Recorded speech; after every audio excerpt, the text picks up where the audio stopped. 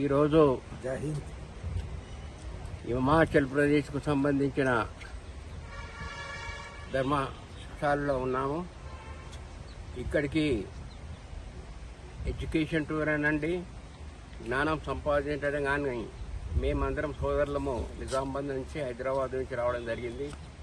ఇక్కడ ఏదైతే ధర్మశాలలో war memorial ఉందో, ఇది మనకు స్వాతంత్రం వచ్చిన తర్వాత జరిగిన అన్ని యుద్ధాలకు సంబంధించి అమరవీరుల యొక్క పేర్లు, మరి పాకిస్తాన్, ఇండియా కానివ్వండి, జమ్మూ కాశ్మీర్లో జరిగిన సంఘటనలు కానివ్వండి, మరి చైనా ఇండియాతో జరిగిన వార్ కానివ్వండి, మొట్టమొదటి నుంచి ఎప్పుడైతే 1947లో స్వాతంత్రం వచ్చిన తర్వాత జరిగిన యుద్ధాలకు సంబంధించిన అమరవీరుల యొక్క డీటెయిల్స్ ఇక్కడ ఉండడం జరిగింది.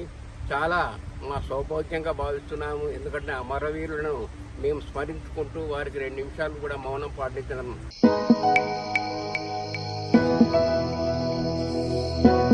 ఈరోజు ఇక్కడ అమరవీరుల మెమోరియల్కు రావడం జరిగింది ధర్మశాలలో.